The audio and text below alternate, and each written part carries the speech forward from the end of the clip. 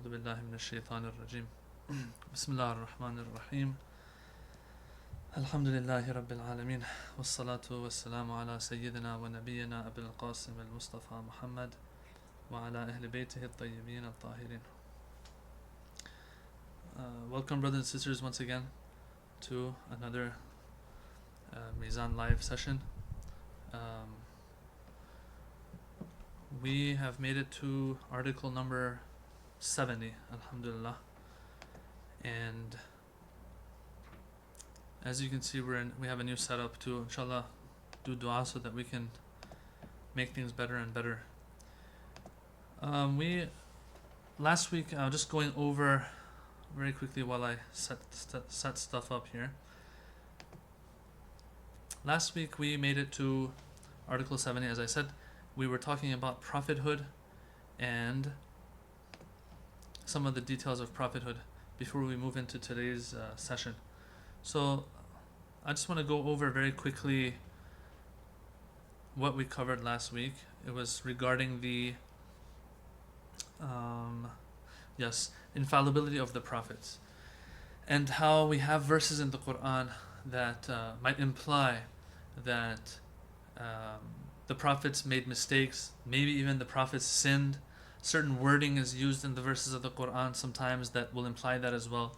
For example, the Quran will use the word dhanb for the Holy Prophet. And the verse says, so that God may forgive your dhanb of the past and the dhanb that's going to come in the future. So dhanb usually is used for sin. So cases like these, maybe in the tens we have in the Quran regarding different prophets, even our prophet we have. So these verses, some people take them to go against the infallibility of the prophets.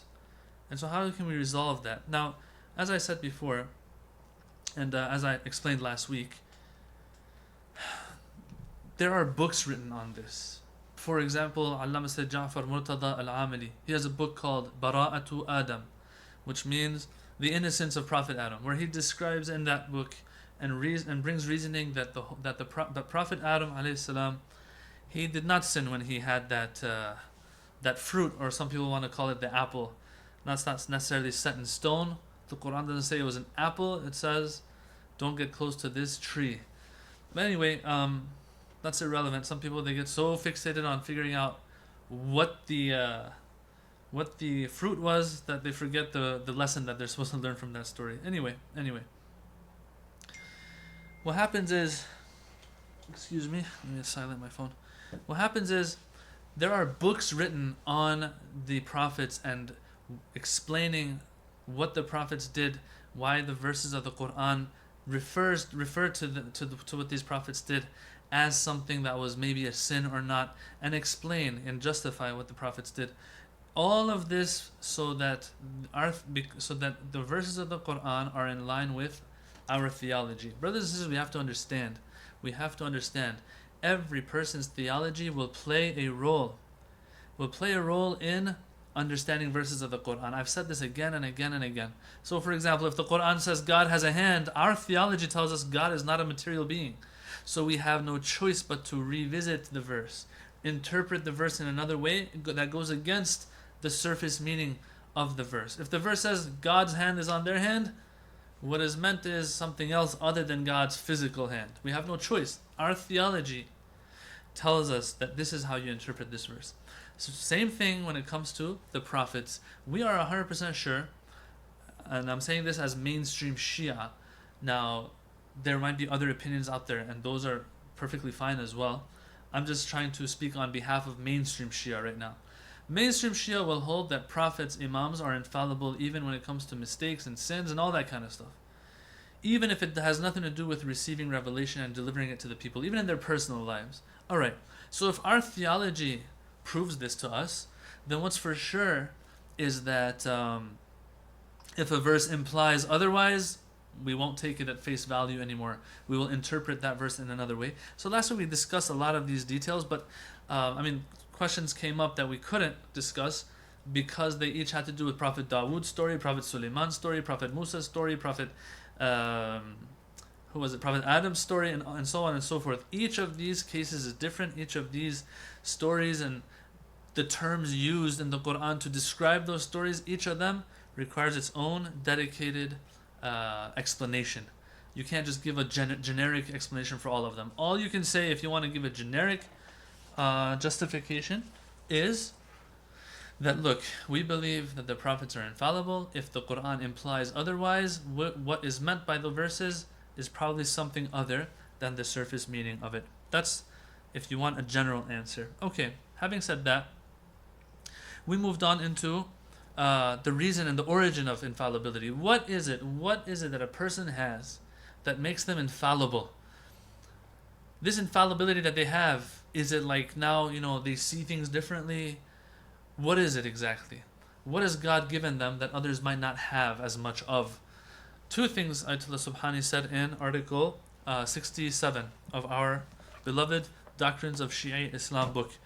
There he says, it's either what's working for them and in them being infallible is either the fact that they have so much cognition of God, as a result that cognition translates to love of Allah, that they could never work against His satisfaction. That equals infallibility. He says either that's the origin, or the knowledge that they have of the consequences, the dire, grave consequences of disobeying God. And that is what gets in the way of them disobeying God. Yes? One of these two or both. Of course, we believe it's both. But these two are the main reasons why someone is infallible.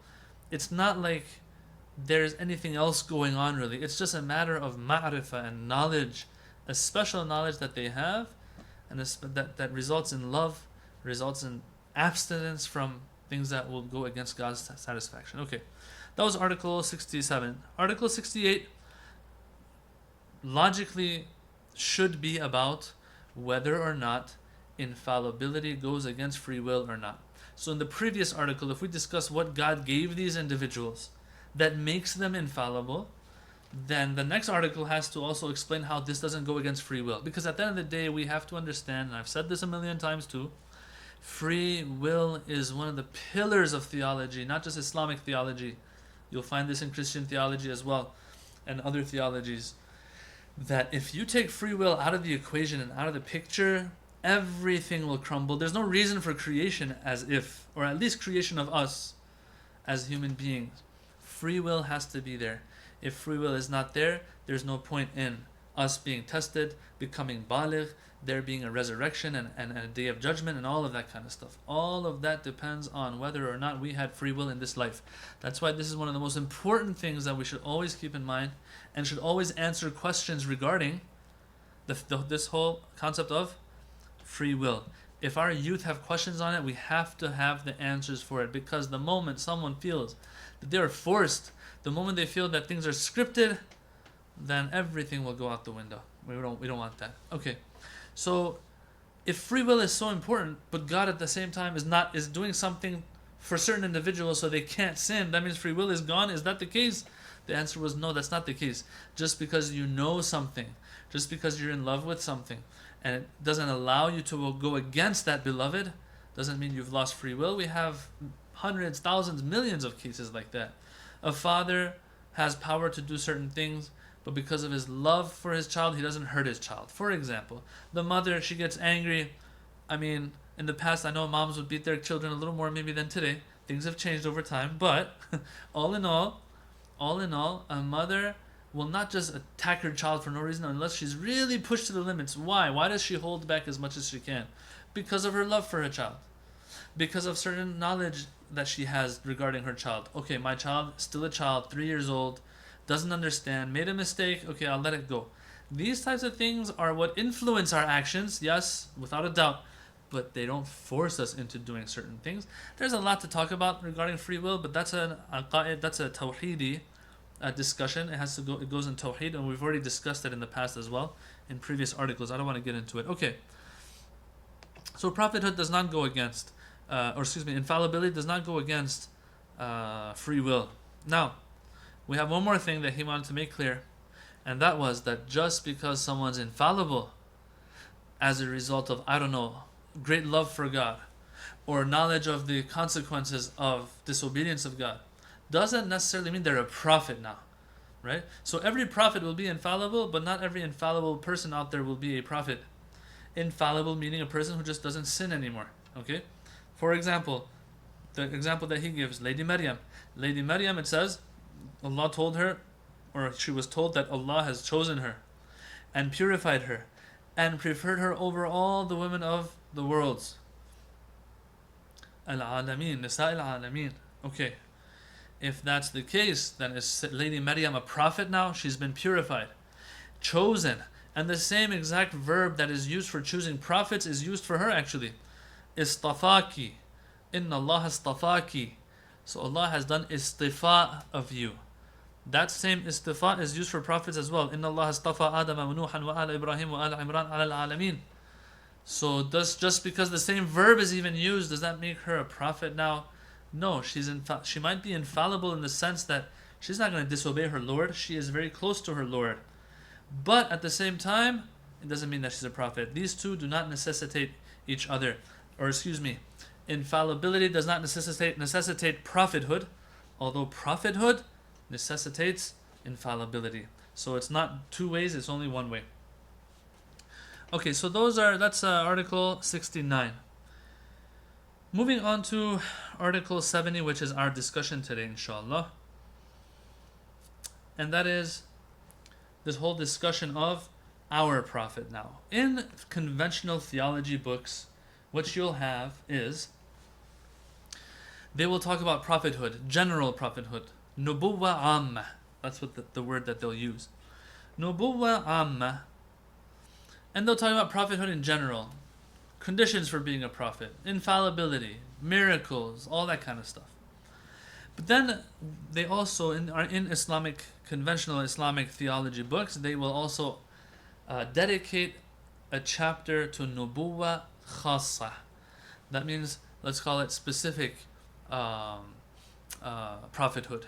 What is meant by specific? Which part of it is specific? What is meant by specific prophethood means our holy prophet's prophethood. Our prophet's prophethood has certain things that might set it apart from the prophet of other prophets. So for example, the miracle of our holy prophet, okay, the main miracle, let's call it, of our holy prophet was what? Was the Holy Quran, yes? This book of the holy prophet, which is his miracle, I don't think we have any cases in previous prophets where their miracle was a book. Right? So that has to be discussed, because books, everyone's writing books. How does the Quran separate itself from other books? Things like that are discussed when it comes to our holy prophet, and also details of his other miracles other than the Holy Quran. Things like that will be discussed. We will get into the specifics of, those who came before him of prophets and mentioned that he's going to be coming. They get into the specifics of how we can prove the prophethood of our prophet not through the Quran but through other means, which we'll get to inshallah. So these are all things that are discussed in nubuwa khassa, and in that specific prophethood, let's say. Okay, having said that, we move into article number 70. Alhamdulillah, we've made it almost halfway through our book here. This book is 150 articles. We've gone to article number 70. Inshallah, we are able to finish the book, going as fast as we can, and trying to keep keep it as comprehensive as we can, as much as the book is comprehensive. Okay, in article number 70, it says that we said in Nubuwa Amma, general prophethood, the discussions we had on prophethood before, we discussed that there are three ways that a prophet is proven to be prophet to the rest of the people. Number one, miracle. Number two, bringing together bits and pieces of proof and evidence that this guy has to be a prophet and is truthful in their claim to be a prophet. Number three, if a previous prophet lets the people know that a prophet is coming, tells them, hey, somebody's going to come by this name, by that name, with these signs and those signs. Yeah, verification provided by the previous prophet. That's what it says here. Okay, so three ways, right, for the holy prophet, our holy prophet, to be also proven to be a prophet, just like previous prophets. How? Let's apply these general rules to our holy prophet and see how he lives, quote unquote, of course, lives up to these conditions, or these three different ways of proving one's prophethood and truthfulness in the claim of prophethood. The first and most important one is, of course, miracles. Those three methods that were mentioned, some of them are subjective. Like one of them is very subjective, bringing together evidence and proof that this person is a prophet. Okay, that is something subjective. One person will be convinced by 1, 2, 3, 4, 5 different pieces of proof that someone's prophet. Another person might not be convinced and will need more even to be convinced. So it's kind of subjective there, but he's gonna provide all of that. Sometimes no, it's not that. It's not even being subjective or not. Sometimes you weren't even there when something happened. So for example, a prophet comes and verifies the coming of another prophet after him, like Prophet Isa alayhi salam, letting the people know that someone's going to come after him. Well, you have to have been there when Prophet Isa alayhi salam said that, or at least be 100% sure that he said that. Okay, how? Through the Injil, maybe, if it's mentioned in the Bible. I don't like using the term Bible for Injil, because today Bible consists of the Old Testament and the New Testament, and the book that is peculiar to the Christian faith is the New Testament. Yeah, the New Testament. And so the New Testament, we all know, is made up of 4 Gospels and the books that come after it. And these Gospels are not the Word of God. This is something that everyone knows. And as a matter of fact, they take pride in. When we had a Christian theologian, he was saying this once to us. He said, look, you Muslims are proud that God sent down His Word to you. Yes, the Quran is the Word of God, right? You're proud of that. Well, that's good. But we're proud that God Himself came down, revealed Himself to us. Not that He sent a book down to us. He sent Himself down. He came down Himself.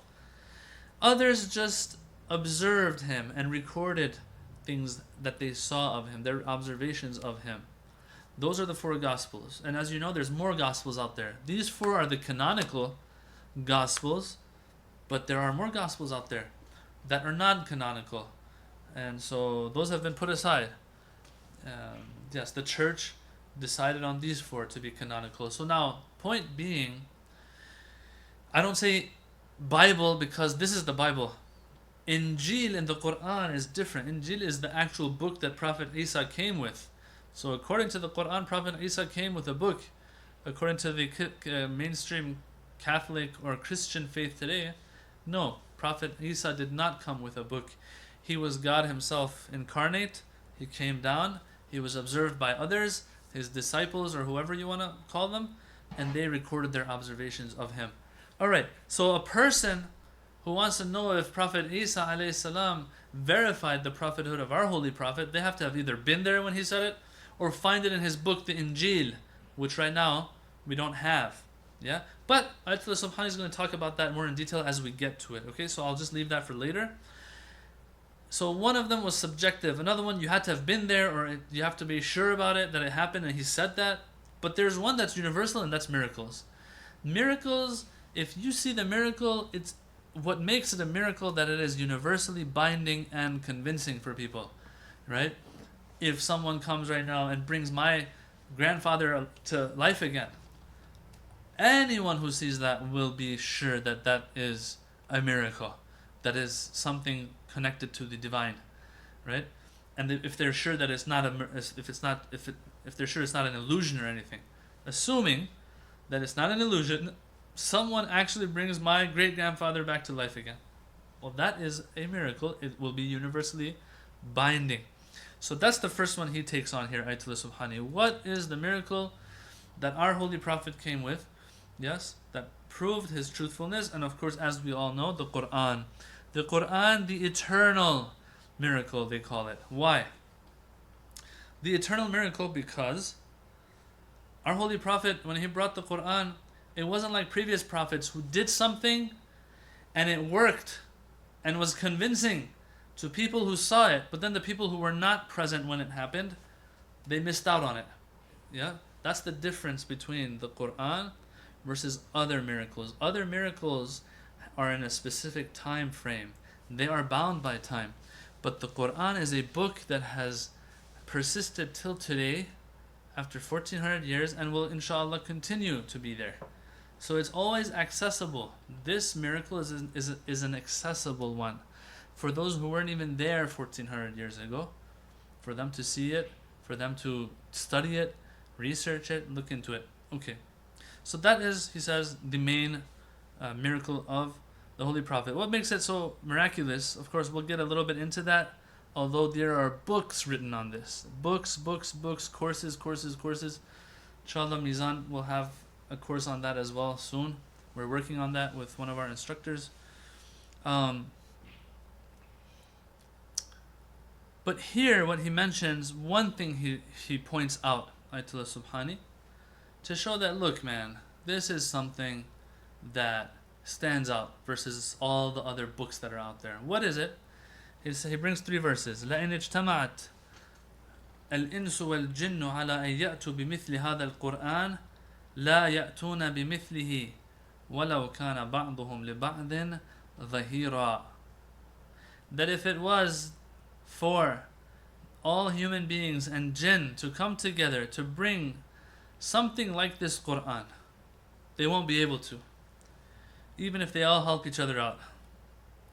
Right? So you team up with all other human beings of the world, and you team up with all the jinn of the world, however that works. That's one super team, isn't it? That's a super team.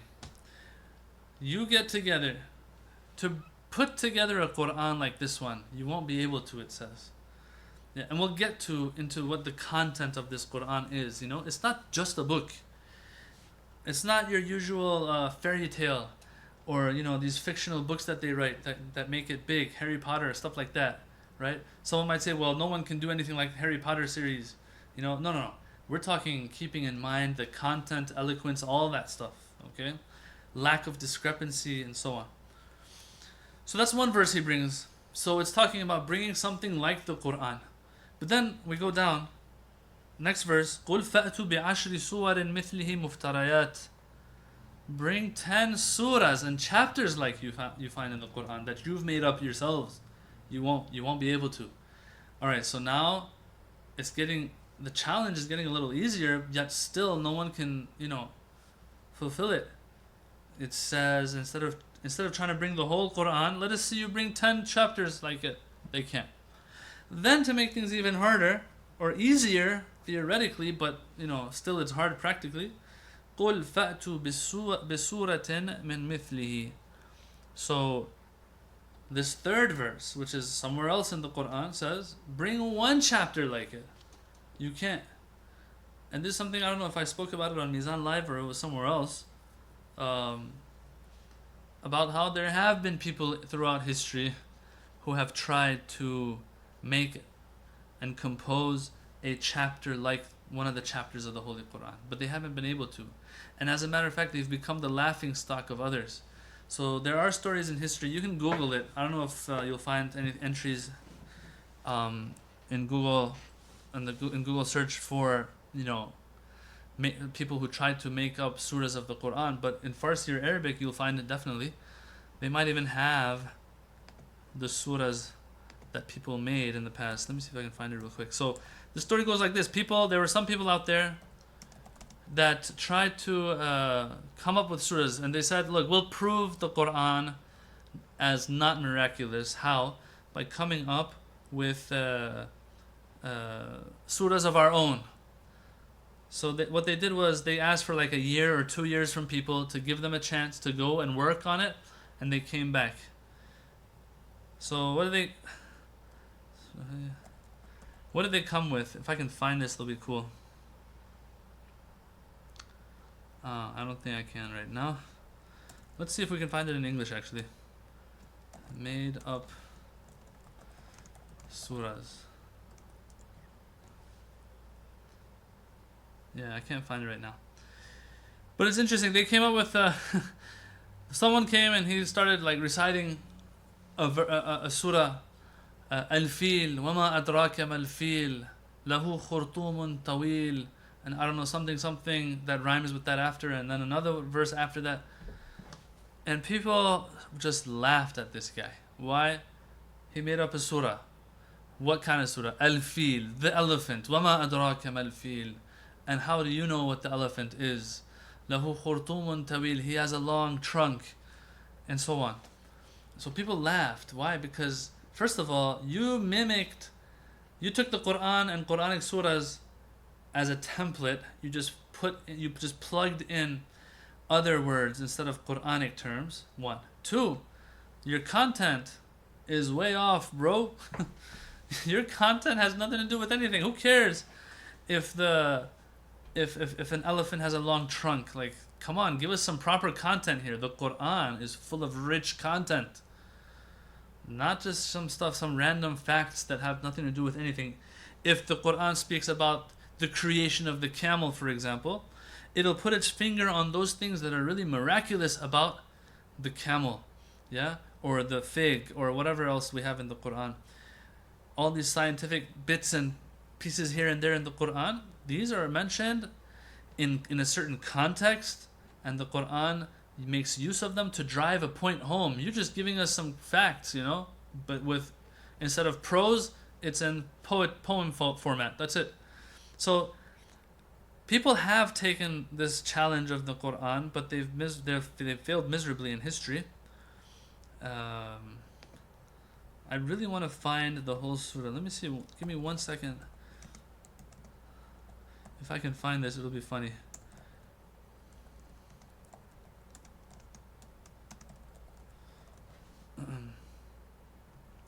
Okay, yeah, I think I found it. It says, it says there were 7 people who tried to make surahs up, and each of them failed miserably. It's funny. Al-Fil, وَمَا الْفِيلُ وَمَا أَدْرَاكَ مَا الْفِيلُ لَهُ ذَنْبٌ وَبِيلٌ وَخُرْطُومٌ طَوِيلٌ لقد أنعم الله على الحبلى, I think, أخرج منها نسمة تسعى من بين صفاق وحشى والمبذرات زرعا والحاصدات حصدا, and so on. Oh man, it's funny. Okay, so they made it up. As you can see, it's just taking the Quranic template and then just plugging in your own terms and your own words that you want. But it's the same thing. No, the Quran broke ground. The Quran innovated here, and came up with something new. It wasn't prose, it wasn't poetry, something in between, captivating, rich content. When the Quran says, bring something like me, you got to bring something like it in all senses. And so that didn't happen. So there's a lot of attempts that people have had, apparently. Not a lot, but some in the past. Now, brother is saying Anis Soroush is one of the names of one of these people who tried their best. And apparently the True Furqan is the name of the book. I don't know. I've never looked into it, but who cares? Whatever. The fact that no one even knows about it shows that it's not something that could stand up against the miracle of the Quran. If anything, trust me, brothers and sisters, if there was anything out there that could actually stand up against the Quran, it would be widely known. The fact that it is not widely known shows that this person failed in what they were trying to do. Anyway, let's not spend more time on this. That's article number 70. Okay, the miracle of the Holy Prophet, the Quran. Who says it's a miracle? The Quran has challenged people of all times. The time of the Prophet, after the time of the Prophet, anyone, please bring something like the Quran. But no one has been able to. Article number 71 says that, look, the Quran is not just a miracle because of its eloquence. There are other aspects to its its inimitability, they call it, or its miraculousness. Let me read off of this. It says, the Quran is miraculous in several aspects. Extensive elaboration upon each of which would take us far beyond the scope of this book, so we shall confine ourselves to the following brief discussion. From the time of the descent of the Holy Quran, the first thing that struck the Arabic-speaking world and those versed in oratory and rules of eloquence was the beauty of the language, the elegance and originality of its composition, and the sublime meanings contained in the scripture. So he's going towards the eloquence of the Quran, of course, but he's trying to put things in perspective as well by explaining the time that the Quran came down in. Alright? He says, this special feature of the Quran, the eloquence and all that stuff, originality of composition, how it was an innovation really, and it was unprecedented. This special feature of the Quran was clearly evident to the Arabs of that time, as it is for those of today. And because of this, the Prophet, through continuous recitation of its verses and through repeated invitations to ponder the uniqueness of the Quran, cast the champions of oratory and the masters of eloquence into abasement and humiliation, causing them to gnaw at their fingers in bewildered rage at the majestic speech of the Quran, bitterly acknowledging its superhuman quality. That's the important part. Acknowledging that it is from the divine. This cannot be from a normal person. And then he mentions the famous story. I like this story a lot because it also has to do with one of the surahs of the Quran. I think it's either Surah Muzammil or Muddathir. One of these two talks about this individual that we're going to talk about now. The story that he shares here in the book Ayatullah Subhani. A person by the name of Walid bin Mughira. Walid bin Mughira, he's not mentioned by name in the Quran, but the Quran speaks of this individual.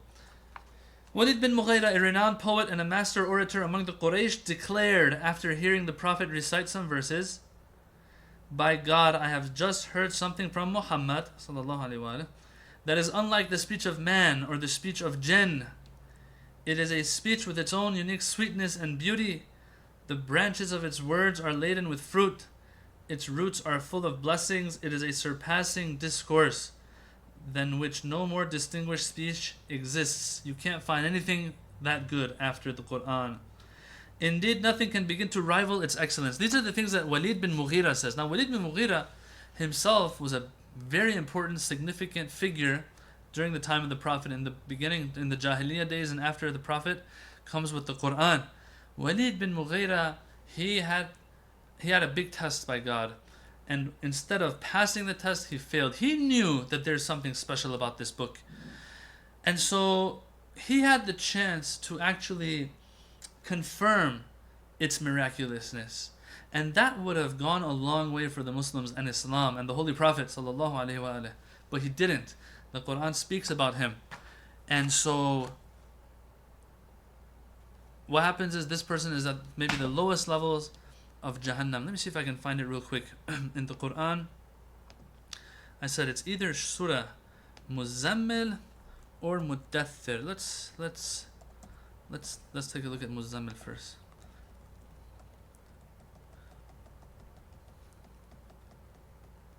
No, so it's Muddathir, I think. I hope I'm not wrong. Maybe it's the third surah that I'm not remembering right now. But it talks about him. There we go. ذَرْنِي وَمَنْ خَلَقْتُ وَحِيدًا. I'll just read the translation of the verses. It says, leave me to deal with him whom I created alone by myself, and then furnished him with extensive means. I gave him everything. Walid bin Mughira was very rich, and gave him sons to be at his side, and facilitated all matters for him. Still, he is eager that I should give him more. No, indeed, he is an obstinate opponent of our signs. Soon I will overwhelm him with hardship, of course, punishment of the hereafter. Indeed, he reflected and decided. So this Walid bin Mughira, he had that chance, as I said. He was being tested by God. The time had come for him to either confirm the miraculousness of the Quran and the truthfulness of the claim of our Holy Prophet ﷺ, or to try to secure his own interests or whatever it was he was trying to secure by rejecting the miraculousness of the Prophet. So he had to really think about this. Throughout history, we've had people who've had these tests. For example, they say Umar ibn Sa'd, la'natullah alayhi, he spent a whole night thinking, should I fight Hussein alayhi salam or should I not? On one hand, I have to choose either Hussein and I retain the rulership of the city of Ray, which was like a beautiful city back then, or I don't fight Hussein and I lose the city of Ray. They won't give it to me. The Khalifa of the time won't give it to me. Which one? He had to think about it. So he went, he pondered, he thought, and he came up with the conclusion that I'm going to fight Al-Hussein alayhi salam. Here, Walid bin Mughira, something similar. It says, indeed he reflected. He spent some time. They say he went into his home. He said, I need some time. He goes into his home. Quraysh are waiting. The Holy Prophet is waiting to see what he's going to say. Eventually he comes out. He makes a decision. Indeed he reflected and decided. Perish he, how he decided. In other words, God is cursing him, saying, what kind of decision was that you made? What was his decision? It's interesting. Allah curses him twice in these verses. فَقُتِلَ كَيْفَ قَدَّرْ ثُمَّ قُتِلَ كَيْفَ قَدَّرْ. May he die. Look at the decision he made. Man, may he die. Look at the decision he made. Twice God curses him. ثُمَّ نَظَرْ. So he comes out, he looks around, everyone's waiting to hear him. Then he frowned and scowled, saying, then he went away disdainfully, saying, this Quran is nothing but magic handed down. In huwa illa sihrun. In hada illa sihrun yu'thar. In hada illa qawlul bashar. This Quran is nothing more than just the speech of a normal person. Walid bin Mughira knows the truth, turns away from it. What's the result of this? Sa'uslihi saqar wama adraka ma saqar. I will throw him into the saqar, which might be a part of hellfire or might be another word that's used for hellfire. But it's not going to be too cool in there. It's going to be hot. hot. Sa'uslihi saqar. You don't know how hot it is. And that's why God says, wama adraka ma saqar. You have no idea what saqar is. And then it goes on. It goes on and talks about Saqar. This is Surah Muddathir, verses 11 onwards, for those of you who want to look. It didn't mention him by name, but the tafsirs have explained this. Anyway. He says, it was not just Walid bin Mughira who extolled the outward beauty and inward profundity of the Quran. It wasn't just him. Others, they did the same thing. Other great orators, Utbah bin Rabi'ah, Tufail bin Umar, all these people, it says, that they also went against the Holy Prophet. Why? Whatever their reason was, what we know is that it wasn't justified and they will be held accountable on the Day of Judgment. That's one thing he says. Another thing that he wants to mention here, Ayatullah Subhani, to put things more into perspective about how the Quran is a miracle, he says, of course, the Arabs of the Jahiliyyah times, pre-Islamic times, because of their low level of culture, did not grasp anything but this aspect of the miraculous nature of the Quran. So we're still talking about the people of those times, okay? And how the Quran was a miracle for them. For us, the discourse will change a little bit.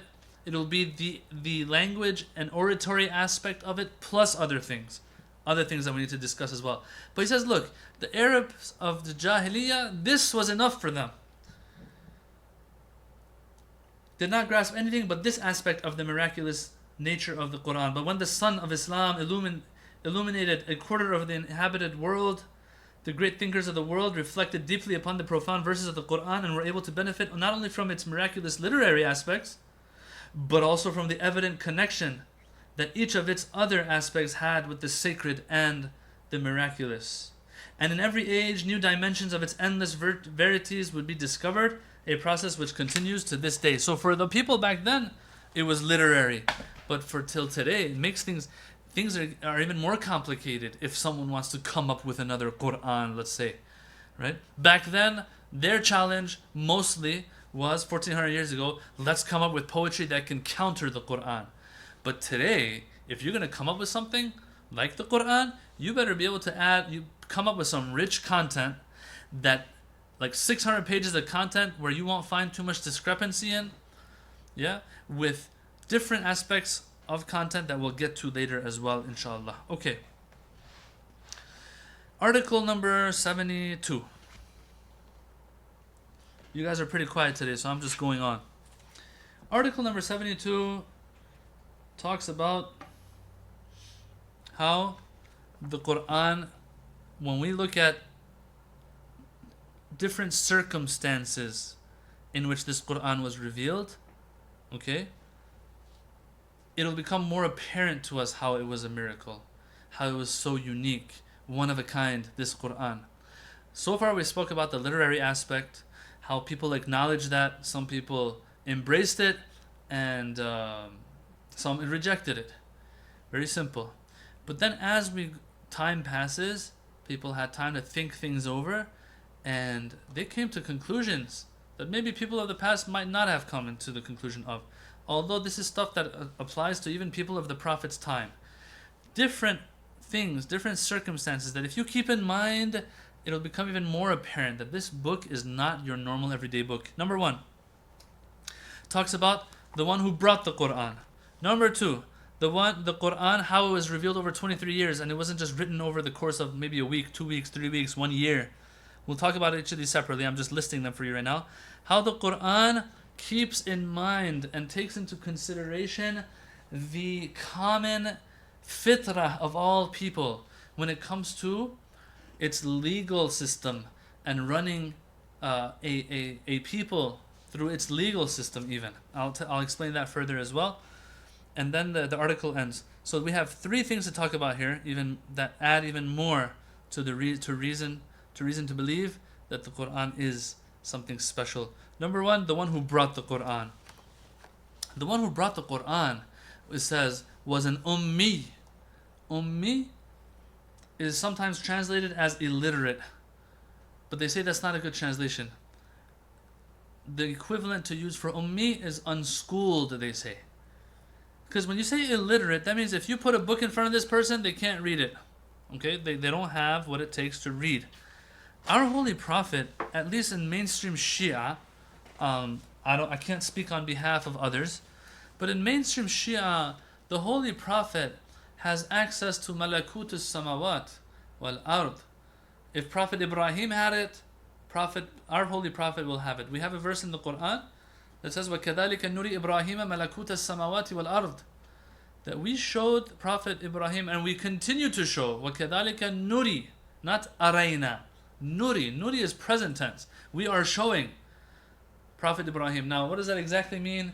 Does that mean that still till today it's happening, or throughout his life it was happening? Whatever it means, at the end of the day, it shows that at a certain time, Prophet Ibrahim had access to the unseen, had access to the other side. Malakut as-Samawati wal Ard, the Quran says. Let me see what translation they use here for that.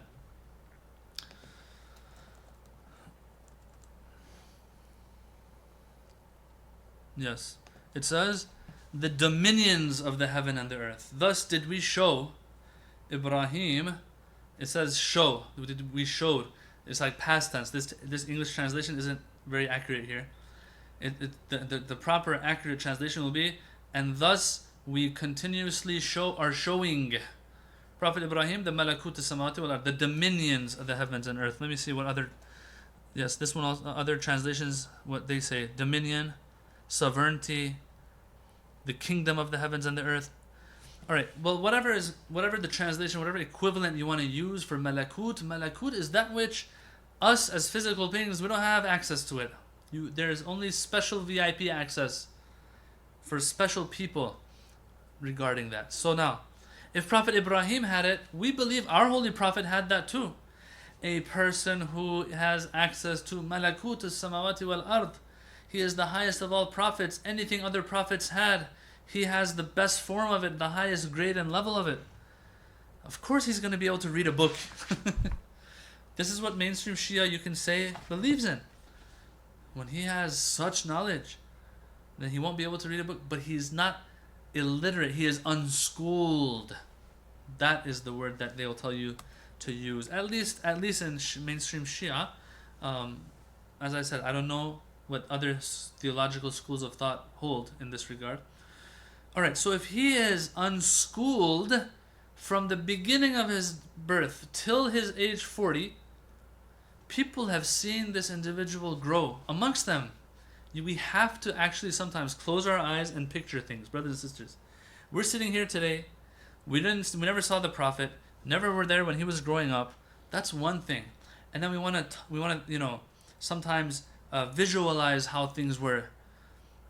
And then so it seems like something that's very irrelevant to us. And there's a lot of dark and gray area that we don't know about regarding the Prophet. So maybe he learned something, in one of the years of his life, and that's what caused him to be able to bring the Quran. Sometimes it's us.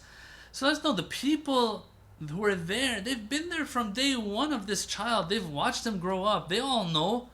He didn't go to no school. He didn't learn how to read from like instructors or tutors or whatever. As a matter of fact, back then, they say literacy was it wasn't your normal everyday commodity. It was something that, only the elite had access to, being literate. Sure, poetry was recited and all that stuff, but the actual literacy, that was something reserved for the elite, and the nobles of a community. And so the Prophet is an ummi individual. Ummi means like the way he was born from his mother, unschooled. Okay, this person all of a sudden brings a book like this. Come on, are you kidding me? A person who throughout his 40 years that they've been with him, they don't see him really reciting even poetry, too much maybe. I'm not getting close to any of that. All of a sudden comes with verses like these, one after another. Look at what the Quran says. I love this verse of the Quran. It says, Surah Ankabut verse 108 says, مَا كُنْتَ تَتْلُو مِنْ قَبْلِهِ مِنْ كِتَابٍ وَلَا تَخُطُّهُ بِيَمِينِكَ إِذَا لَارْتَابَ الْمُبْطِلُونَ. I love this verse. It says, O Prophet, you know why I love it, by the way? I love it because of the wording. The wording says something here, okay? That it's not that the Prophet is illiterate. It's something else. It says, and thou was not a reader. I don't like this translation. Let me pull this up. The translation in this sometimes it gets too classical. I don't even understand what it's saying.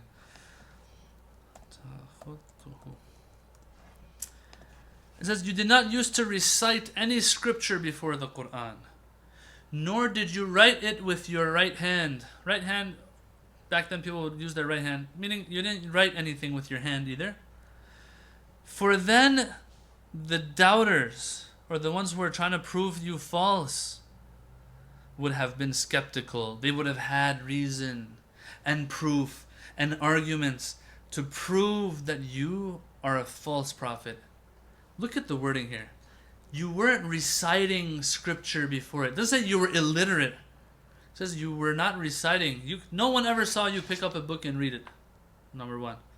Nor did you write anything. No one ever saw you writing. Literacy is literacy in the sense of being able to write and stuff. That's something that people had, the elites.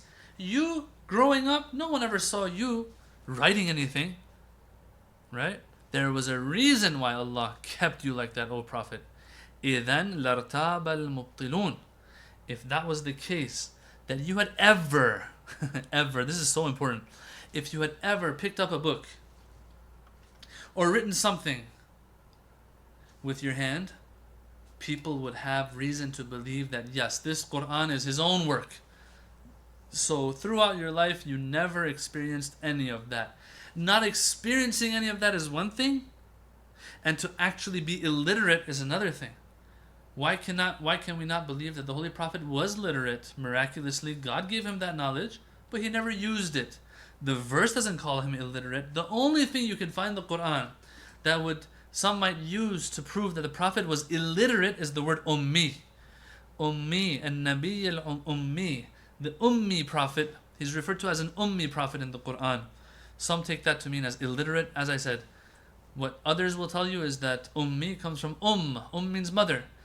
Ummi means someone who still has, it's as if they still have to do with the time they were born from their mother. In other words, unschooled. There's a lot of discussion here whether the Prophet was illiterate or not. There might even be books on it. I don't want to get into that. Point being here, brothers and sisters, at the end of the day, whether he's illiterate, whether he knows how to read or write but just has never done that before, whatever it is, people have seen this individual grow amongst themselves for the past 40 years. They would never expect him to come up with something like this, but then here he is with that Quran. Okay, so number one. Alright, we have two more to go, and then I'm going to slowly wrap up. Alright, so let's just go through the other two. Number two reason that puts things into perspective more for us to believe that it was a miracle is the fact that the Quran was composed and put together, let's call it, over the span of 23 years. It took 23 years for this Quran to be written. You see, sometimes you're at the prime, you're at your prime of your career or whatever it is that you're good at. And so let's say you're a writer, you're an author. You take that pen and you start spending time writing. You don't take 5 years off and then come back again. No, you're in the flow of things. You're warmed up. You're going strong. People, that's how, usually, at least my understanding, is that's how they write books. They write books like that. If they want to write a story, a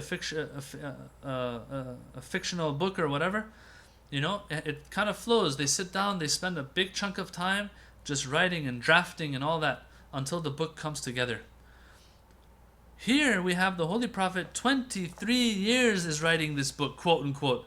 If he had made it up himself, you would find a lot of inconsistencies, and there would be no cohesiveness in the Quran. Yet we find that no, although it was written over 23 years, not just like a normal book that's written over the span of 1 or 2 years, how normal authors do, yet you find nothing in it that is problematic in that sense of, discrepancies that cannot be resolved and reconciled and stuff like that. Okay, so now, I don't know if I should read off of this or not. Oh, this part is important as well. What else do we find in the Quran? So it was written, let me read off of this real quick and then we'll end, inshallah, after we do the third part, okay? So we're on part 2 right now. The second thing that puts things into perspective. The fact that in different verses, the Quran explains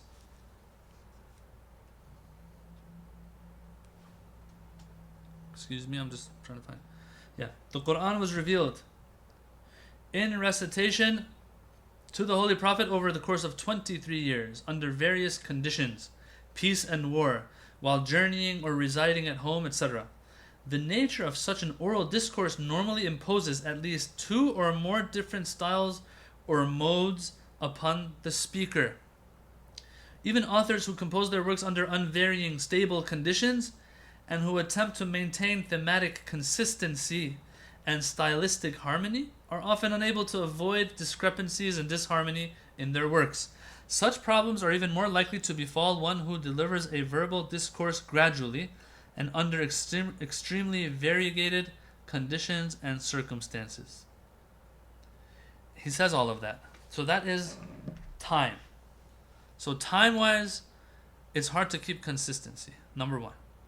Number two is, he adds more here. He says, I like this part more. It would be appropriate here to recall that the Quran contains discourses on themes as diverse as theology, history, religious law and legislation, ethics, the natural world, and other matters. So it's not just a matter of time. It's more than that. It's time. This time span is long. 1. 2, the topics. There's such diversity in the topics. All of these things, you are putting them all into like a melting pot and you're coming up with the Quran. Don't stop it just yet. Alright. So all of this is happening. There's got to be inconsistencies and discrepancies, but you don't find it. The Quran acknowledges this. The Quran says, وَلَوْ كَانَ مِنْ عِنْدِ غَيْرِ اللَّهِ لَوَجَدُوا فِيهِ اخْتِلَافًا كَثِيرًا. If the Quran had come from anyone other than Allah, you would find a lot of discrepancy in it, given all these different topics and all this time span and all the different, what is it called here? The modes that the Prophet and the conditions, different conditions that the Prophet was under. Yet you find that consistency and cohesiveness once again. All right. So all of that, that's the second one. That's the second reason to believe that it's a miracle in addition to its literary component. So number one, the Prophet being unschooled. Number two, the fact that there's consistency over 23 years with all those different topics. Number three, finally, is how the Holy Prophet, the Quran, it has a stable, uniform legal system for people of all walks of life, for all times, and this is all based on the common nature that all of us have as people, that Allah has given us, which is referred to in Islamic theology as the fitrah. I'll read off of this real quickly and then we'll end. It says, the Quran recognizes the capacity of human nature, fitrah. Okay, well, that's what it's called. Here they call it human nature. For farsightedness, and on that basis establishes laws. So God's laws are based on the fitrah. What's he trying to get at here? It's a specific time of uniformity that we have in the Quran when it comes to the legal system of the Quran. Given this fundamental capacity for insight, all aspects of the spiritual and material life of man are encompassed by the Quran. Universally applicable principles, ones which will never fade or become outmoded. So the Quran will have certain guidelines for life. Those will apply to a person 1400 years ago, they will still apply to those people today. Right? They are principles, very general principles. Now, we do have to understand, there is this concept of ijtihad and how dynamic Islamic legal system can be sometimes as well. But once again, that's not going against the principles of the Quran. That is applying them when conditions have changed, circumstances have changed. So Islam will have a principle for a certain set of conditions and circumstances, and it will have another principle applicable to other circumstances. As time passes, situation changes, which calls for another rule or legal precept. Now that, once again, is a general rule that Allah has put in the Quran. And what is it based on? It's based on us being human beings and the fitrah that we have. That's all it is really. That's what he's saying here. Now, these can be discussed further and further and further as well. He's keeping it very concise, and that's how I'm going to keep it. But I will acknowledge that there is a lot more to discuss regarding some of these aspects. Yes, but those are for more detailed sessions, and they are beyond the scope of what we're trying to cover. So alhamdulillah, we made it to article 73. We have a couple more articles to go before we move on into 2 or 3 more articles before we move on into the characteristics and features of our Holy Prophet. We still have one more session before we get to that as well, inshallah. So we're almost halfway done with specific nubuwwah khassa, and we will continue next week with that, and then we'll end it and we'll talk about the Holy Prophet.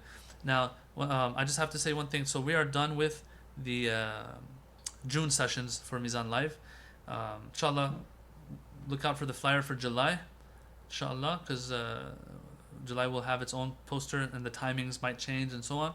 So just make sure that you check that out for our sessions. Inshallah, we'll have a session next week and every week, inshallah ta'ala. I thank you all once again. Keep us in your du'as. Wassalamu alaikum wa rahmatullahi wa barakatuh.